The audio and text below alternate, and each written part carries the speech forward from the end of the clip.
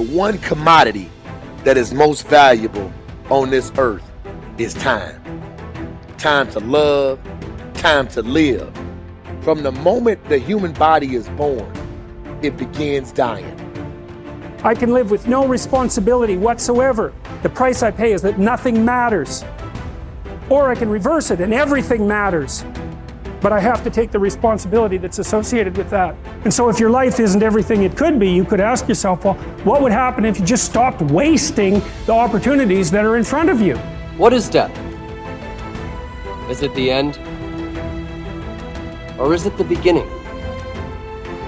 And what is life?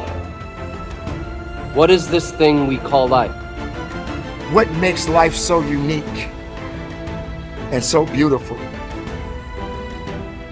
It is beautiful because whatever you have that you may be facing, what you may be dealing with, life is still good. You are living and achieving your dreams. Find time to better yourself, read, explore, research, live life, do things you've never thought of doing before. That's what it's all about. It might not be fun, it might not be easy, but it is profitable. It does give you results. Think about all of the great people that we admire in our society and the things that they must have had to go through in order to make it look effortless. And one day you're gonna be great, but you think you got time. You think you got time. AET 3 years from now, 5 years from now. I'm telling you, you deserve to be great now. And not only do you deserve to be great, there's some people in your life. You must be yourself if you want to experience your true purpose in life. If you're different, be different. Be different and do it with pride. If someone doesn't like it, if many people don't like it, who cares?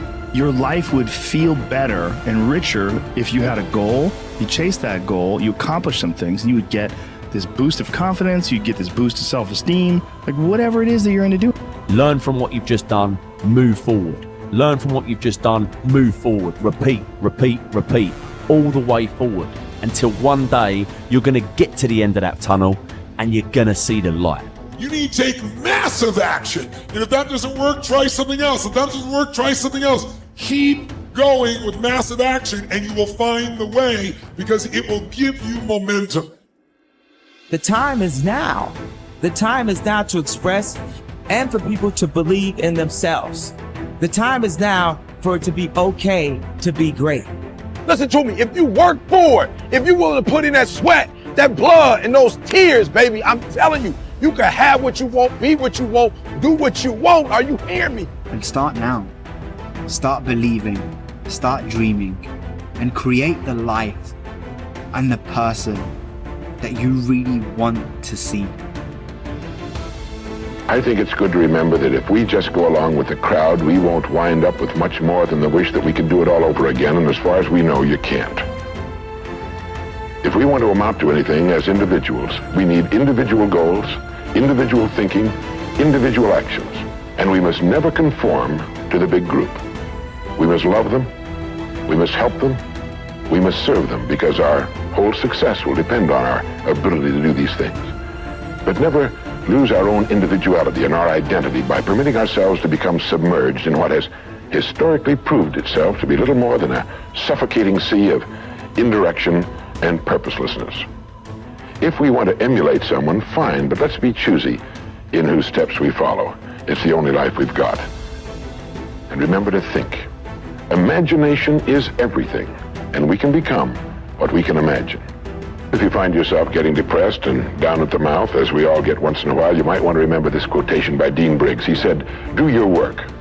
Not just your work and no more, but a little more for the lavishing's sake. That little more which is worth all the rest. And if you suffer as you must, and if you doubt as you must, do your work. Put your heart into it, and the sky will clear. And then out of your very doubt and suffering will be born the supreme joy of life." Believe it or not, in an age when we've come to nearly deify leisure time, we've almost lost sight of the fact that virtually all our satisfactions, rewards will come not from our leisure, but from our work. And don't forget the strangest secret. We become what we think about. But if you want to begin to move into your own personal greatness, If you want to begin to really enjoy a happy, successful, healthy life, you've got to be willing to go against the tide. You've got to be willing to harness your will and say, in spite of this, I'm in control here. I'm not going to let this get me down. I'm not going to let this destroy me. I'm coming back, and I'll be stronger and better because of it. You have got to make a declaration that this is what you stand for. You're standing up for your dreams. You're standing up for peace of mind. You're standing up for health. You want it, and you're going to go all out to have it. It's not going to be easy. When you want to change, it's not easy. If it were in fact easy, everybody would do it. But if you're serious, you'll go all out.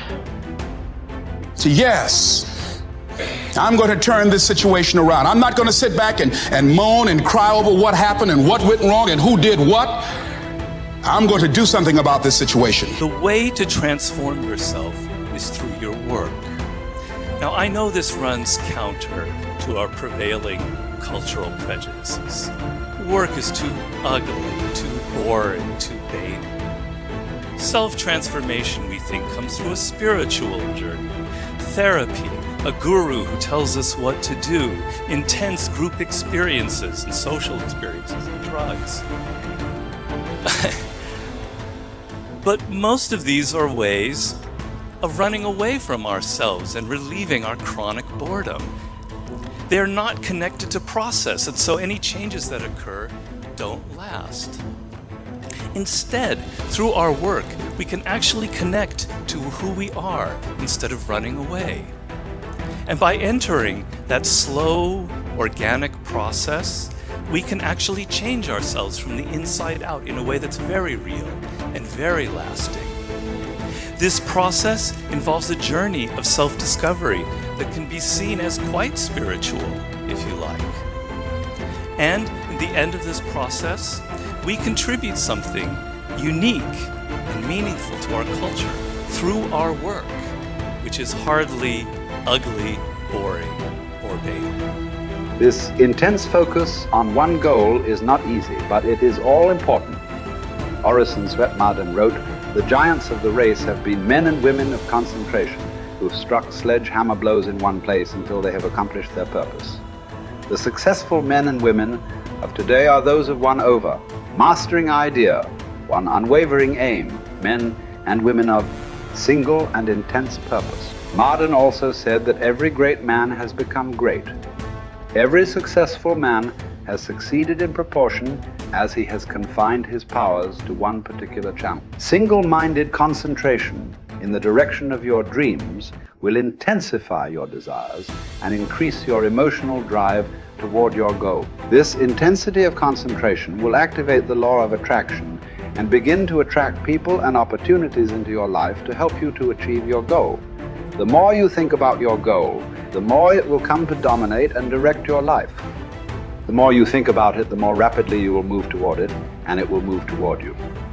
Great men and women are those who absolutely believe that they are put on this earth to do something wonderful with their lives. They have a vision of something greater or better than their current circumstances. Personal greatness means having a sense of destiny and a conviction that your thoughts and your imagination are the only real limits to your possibilities. William James said, compared to what we ought to be, we are only half awake.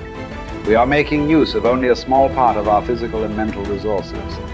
Stating the thing broadly, the human individual thus lives far within his limits. He possesses powers of various sorts which he habitually fails to use.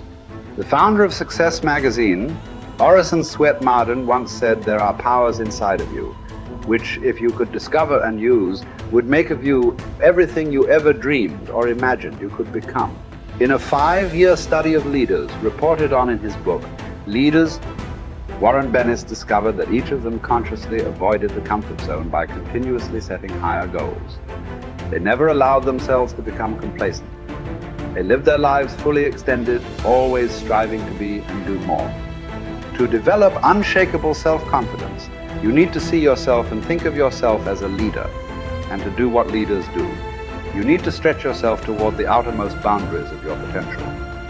You need to set goals that draw out of you the very best that is in you. You need to work toward objectives that cause you to feel a sense of mastery and peak performance.